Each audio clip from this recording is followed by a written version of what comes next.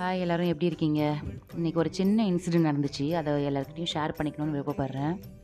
அப்பான்னா யாருக்கு தாங்க பிடிக்காது? அதுவும் பொம்பள பிள்ளைங்களுக்குன்னா அப்பான்னா ரொம்பவே பிடிக்கும்.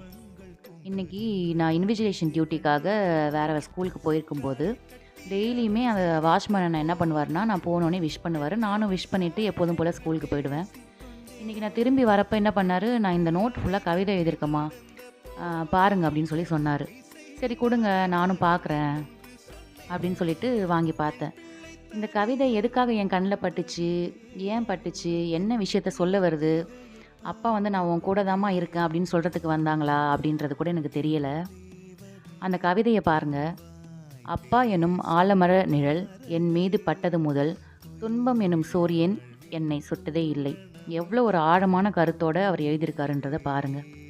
இத படிச்சோனே வந்துட்டு எனக்கு என்ன ஸ்ட்ரைக் ஆனுச்சுன்னா, "நான் எப்போதும் உன் கூட தான் இருக்கேன். கவலைப்படாத." அப்படின்னு சொன்ன மாரி இருந்துச்சு. அவர் இன்னொரு விஷயமும் சொன்னாரு. "நான் இதுவரைக்கும் யார்ட்டயுமே நோட்ட வந்து அவ்வளோ சீக்கிரம் குடுக்க மாட்டேன். உங்கள பார்த்தோனே எனக்கு குடுக்கணும்னு தோணுச்சு." அப்படின்னு சொன்னோனே ரொம்ப சந்தோஷமாயிடுச்சு. அத உங்ககிட்ட ஷேர் பண்ணிக்கணும்னு நெனச்சேன். தேங்க்ஸ் ஃபார் வாட்சிங்.